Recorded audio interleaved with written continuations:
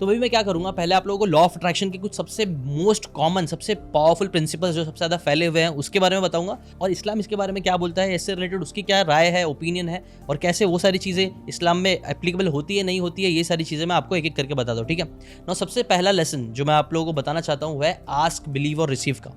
आपको पता है लॉ ऑफ अट्रैक्शन ना 19th सेंचुरी से ही फेमस हो गया था। एक हेलेना ब्लेविट्स्की नाम की औरत थी, ऑकल्ट थी, जो कि स्पिरिचुअल लीडर थी। 19th सेंचुरी में उन्होंने सबसे पहले इस आइडिया को पॉपुलराइज करना स्टार्ट किया था।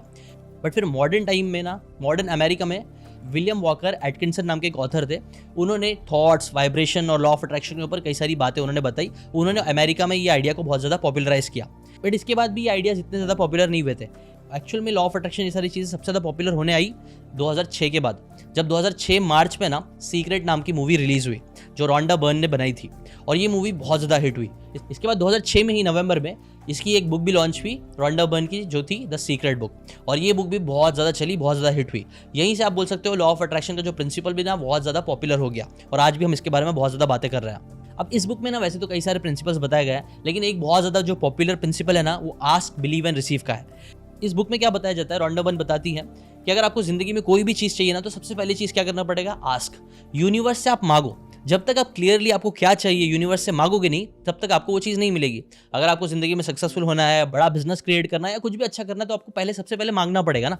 मांगोगे नहीं तो वो चीज़ नहीं मिलेगी। तो पहला प्रिंसिपल ये है कि आप आस्क करो, यूनिवर्स से मांगो कि क्लियरली अपने इंटेंशन सेट करो कि आपको चाहिए क्या। उसके बाद सेकंड स्टेप है बिलीव का। आपने एक अनवेवरिंग बिलीव रखो कि हाँ ये चीज़ पक्का मुझे मिलेगी ही मिलेगी। कैसे मिलेगी, क्या होगा, वो सारी चीज़ के डिटेल में आपको जाने की जरूरत नहीं है। बस ये बिलीव रखो कि हाँ आज नहीं तो कल ये चीज़ आपके साथ होगी। रोंडा बर्न ये बोल रही है। और उसके बाद थर्ड आता है रिसीव का। इसके बाद आप ऐसा एक्ट करना चालू करो, ऐसा बिहेव करना चालू करो कि वो चीज़ आपको ऑलरेडी मिल चुकी है। जैसे कि फॉर एग्जांपल अगर आपको एक बहुत बड़ा बिजनेसमैन बनना है, सबसे पहले आप यूनिवर्स से आप मांगना चालू करो कि मुझे एक बड़ा बिजनेसमैन बनना है। उसके बाद बिलीव रखो कि हाँ मैं एक बहुत बड़ा बिजनेसमैन बन सकता हूँ, और उसके बाद एक बड़े बिजनेसमैन की तरह एक्ट करना स्टार्ट करो। जब ये चीज़ पूरी तीनों अलाइन होगी ना, तो ऑटोमेटिकली आपकी लाइफ में आप बहुत सारी चीज़ों को अट्रैक्ट करोगे और वो चीज़ें आपकी लाइफ में होने लग जाएगी। अगर आपको बिजनेसमैन बनना है तो आप बन जाओगे, कंटेंट क्रिएटर बनना है तो आप बन जाओगे। ये मोटा मोटा प्रिंसिपल है आस्क, बिलीव एंड रिसीव का। अब इसी चीज़ को हम देखते हैं इस्लामिक पर्सपेक्टिव से, ठीक है। आस्क का मतलब क्या होता है, अगर इस्लाम के पर्सपेक्टिव से देखा जाए, मेरे दिमाग में तो आस्क का मतलब आता है दुआ मांगना, सप्लीकेशन जिसे इंग्लिश में बोलते हैं। और ये चीज़ तो हमें हमेशा से बोली जाती है कि अगर आपको ज़िंदगी में कोई भी चीज़ चाहिए तो उसके लिए आपको हाथ उठाना है और अल्लाह ताला से दुआ मांगनी है, और किसी से नहीं मांगना है, आपको डायरेक्टली अल्लाह से मांगना है जो भी चीज़ आपको चाहिए। और ये आस्क बेसिकली दुआ ही है, जो हमें दिन में 5 टाइम करने के लिए बोला ही जाता है। हर नमाज के बाद या नमाज के अंदर भी हम दुआ मांग सकते हैं। जितने भी स्कॉलर्स हैं वो हमें पुश करते हैं कि आपको हमेशा दुआ मांगते रहनी चाहिए, जो भी चीज़ चाहिए आपको। और ये चीज़ आस्क और दुआ में मुझे सिमिलैरिटी दिखती है। इनफैक्ट आपको पता है कुरान में डायरेक्टली इनडायरेक्टली 30 से 40 ऐसे अलग अलग वर्सेस है जो हमें कहीं ना कहीं डायरेक्ट करती है कि आप लोग अल्लाह ताला से दुआ मांगो, जो भी चीज़ आपको चाहिए वो अल्लाह से मांगो। जिसमें से कुछ वर्सेस मैं आपको भी स्क्रीन में दिखा दूंगा, जो आप पढ़ सकते हो पॉज करके। अब इससे रिलेटेड एक फेमस इस्लामिक स्टोरी भी है। एक बार एक इमाम थे जो सीरिया से ट्रैवल करके कहीं तो जा रहे थे। ट्रैवलिंग करते करते वो थक चुके थे, इसलिए उन्होंने डिसाइड किया कि वहाँ पे एक टाउन था, वहाँ पे वो रुकेंगे, वहाँ पे मस्जिद में नमाज़ पढ़ेंगे, और क्योंकि लेट हो गई है, ईशा की नमाज़ हो गई, तो वहाँ ईशा पढ़ के वहीं पे रुक जाएंगे। तो वो वहीं करने चले गए, उन्होंने नमाज़ पढ़ा और फिर वहाँ जाके रुक गए। लेकिन जब वहाँ पे रुक रहे थे, रात बिताने की कोशिश कर रहे थे, तभी वहाँ पे जो गेट कीपर था, जो सिक्योरिटी वाला इंसान था आप बोल सकते हो, उसने उनको वहाँ से साफ मना कर दिया कि आप यहाँ पे नहीं रह सकते हो।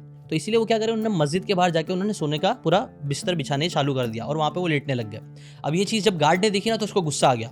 उसको लगा कि यार मैंने इसको मना किया, फिर भी वो यहीं पे सो रहा है। तो उन्होंने क्या किया कि पैर से उनको घसीटा और रोड पे उन्होंने काइंड ऑफ फेंक दिया उनको। अब ये चीज़ है ना, वहाँ पे एक बाजू में एक दुकान वाला था, वो चीज़ को देख रहा था, तो उसको इस इमाम के ऊपर तरस आ गया। उन्होंने क्या किया कि उन्होंने उनको रिक्वेस्ट करी, आप एक काम करिए, आप मेरे इधर पे आ जाइए, आज की रात आप यहीं पे बिता लीजिए। और ये जो आदमी था वो बेसिकली एक बेकर था। बेकर मतलब जो पाव बनाते हैं, ब्रेड बनाते हैं, वो सारी चीज़ें करते हैं। तो जब इमाम जाके वहाँ पे बैठे हुए थे, तो वो देख रहे थे कि जो बेकर है ना, वो क्या कर रहा है, वो ब्रेड बनाते बनाते बार बार जिक्र कर रहा है, तस्बीह पढ़ रहा है, सुभान अल्लाह, अल्हम्दुलिल्लाह, अल्लाहू अकबर। तो ये चीज़ जब उन्होंने देखा तो उनके अंदर एक क्यूरियोसिटी आ गई कि यार ये इतनी सारी तस्बीह पढ़ रहा है। तो उन्होंने ऐसे ही पूछ लिया कि ये इतनी तस्बीह आप पढ़ते हो, इससे कुछ फ़ायदा आपको देखने मिला है कभी? तो वो जो बेकर था ना, उसने मुस्कुराते हुए कहा कि आपको पता है, ये तस्बीह पढ़ने की वजह से आज तक मैंने जितनी भी दुआएं मांगी है, मेरी हर एक दुआ कबूल हुई है। बस एक दुआ है जो अभी तक कबूल नहीं हुई है, बट मुझे पता है वो भी कबूल हो जाएगी। तो उन्होंने पूछा कि वो क्या दुआ है तुम्हारी, बताओ। तो उन्होंने बताया कि है ना, एक अहमद इब्न हनबल करके एक बहुत बड़े स्कॉलर है, जो वो टाइम पे ना बहुत बड़े स्कॉलर थे। जैसे आज के टाइम में कोई बहुत बड़ा स्कॉलर होगा जो बहुत समझदार इंसान होगा, वैसे ही उस टाइम पे ये जो इमाम अहमद इब्न हनबल थे ना, वो बहुत ही फेमस थे। लोग दूर दूर से, अलग अलग शहरों से, अलग अलग कंट्रीज से लोग उनके पास सीखने आते थे। तो उसको है ना वो बहुत पसंद थे बेकर को। तो उन्होंने वो दुआ मांगी थी अल्लाह ताला से कि अल्लाह मुझे एक बार है ना अहमद इब्न हनबल से मिलना ही मिलना है। तो ये जब चीज़ उन्होंने बोलना स्टार्ट करी ना, तो जो इमाम थे ना उनकी आंखों से आंसू आना स्टार्ट हो गए। उन्होंने रोते हुए उनको कहा कि मैं ही हूँ इमाम अहमद, और अल्लाह ताला ने सिर्फ आपकी दुआ कबूल ही नहीं की है, बल्कि मेरे पैर से घसीट के मुझे आपके सामने पटक दिया है। ये स्टोरी भी दिखाती है कि अगर आप दुआ करते हो, सच्चे दिल से करते हो, अच्छे काम करते हो, अल्लाह का जिक्र करते हो, तो आपकी दुआ कितनी भी वो मुश्किल आपको क्यों ना लगे, आपको लगे ये चीज़ तो हो ही नहीं सकती है, वो भी अल्लाह ताला पूरे करने की कैपेबिलिटी रखता है। इसके ऊपर एक और हदीस है जो मैं आपको बताना चाहूँगा, प्रॉफिट ज़करिया की। प्रॉफिट ज़करिया अलैहिस्सलाम अल्लाह के एक बहुत बड़े बंदे थे, एक प्रॉफिट थे, पीस बी अपॉन हिम। उन्होंने अपनी ज़िंदगी में बहुत सारी तकलीफ़ें झेली थी।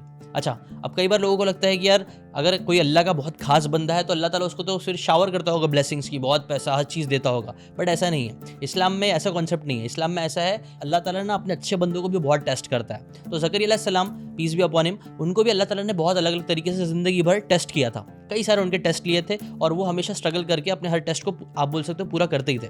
लेकिन एक बात थी ना जो ज़करिया अलैहिस्सलाम के दिल में हमेशा से चुभती थी। ज़करिया अलैहिस्सलाम है ना पूरी ज़िंदगी स्ट्रगल करते करते बूढ़े हो चुके थे, लेकिन उनको एक चीज़ हमेशा खटकती थी कि यार मेरे जाने के बाद क्या होगा, कि जो अल्लाह का मैसेज है, जो मेहनत करके मुशक्क़त करके फैलाने की कोशिश कर रहा हूँ, मैं चले जाऊँगा तो मेरे बाद ये चीज़ कौन करेगा। इसीलिए उनको एक हमेशा से नीड थी, उनको एक था कि यार काश मेरा भी एक बच्चा होता। अब ज़करिया अलैहिस्सलाम बुढ़े हो चुके थे, उनके बाल सफ़ेद हो गए थे, हड्डी कमज़ोर हो गई थी, झुकने लग गए थे, वो इतने बूढ़े हो चुके थे। फिर भी उनको एक ख्वाहिश थी कि यार काश मुझे ऊपर वाला एक बच्चा दे दे। प्रॉब्लम ये भी थी कि ज़करिया अलैहिस्सलाम की जो वाइफ थी ना, वो भी बांझ थी, वो भी बच्चा पैदा करने की कैपेबिलिटी नहीं रखती थी।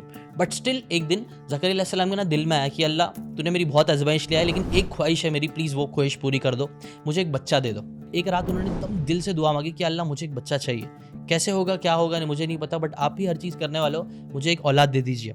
इनफैक्ट कुरान में इसके ऊपर वर्स भी है कि my lord grant me from yourself a good offspring, indeed you are hearer of supplication. मतलब आप दुआओं के सुनने वाले हो, आप मेरी दुआ कबूल करो। ये सिर्फ उन्होंने दुआ ही नहीं मांगी, इसके साथ उनका एक बिलीव भी था कि हाँ अल्लाह ताला ही मेरी दुआ पूरी कबूल कर भी सकता है। इसीलिए तभी अल्लाह ताला ने एक फरिश्ता भेजा और ये आयत वहीं से नाजिल हुई। O Zakariya, we give you good tidings of a boy whose name will be Yahya, we have not assigned to any before this name. कि ज़करिया आपकी दुआ कबूल होगी और आपको एक लड़का होगा और उसका नाम होगा याह्या। ये नाम ऐसा है जो आज से पहले कभी किसी को नहीं मिला है, ये नाम सिर्फ आपके बच्चे को मिलेगा। इसके ऊपर जो ज़करिया अलैहिस्सलाम थे वो बहुत खुश हुए, और खुशी में ही मतलब आप बोल सकते हो एक अनबिलीवेबल होता है ना कि यार ये कैसे हो गया। तब उन्होंने बोला कि my lord, how can I have a son when my wife is barren and I have reached an old age. तब अल्लाह ने रिस्पॉन्ड किया कि it is easy for me, I created you while you were also nothing. तो ये भी जो एक हदीस है वो ना कहीं इस्लाम में बताती है कि अगर आप कोई दुआ मांगते हो, सच्चे दिल से मांगते हो और फेथ रखते हो कि हाँ ये दुआ कबूल हो सकती है, तो अल्लाह ताला ऊपर वाला, या जिसे कई लोग यूनिवर्स भी बोलते हैं, वो आपकी दुआ कबूल करके वो चीज़ आपके लिए कर सकता है। बट अगर आपको ये बातें काम की लगी होगी तो do check out the full podcast यार, जाके देखो, डिटेल में चीज़ों को समझो, तब ज़्यादा अच्छे से समझ में आएगा, ज़्यादा अच्छे से आप अपनी ज़िंदगी में चीज़ें अप्लाई कर पाओगे। Thanks so much and subscribe this channel.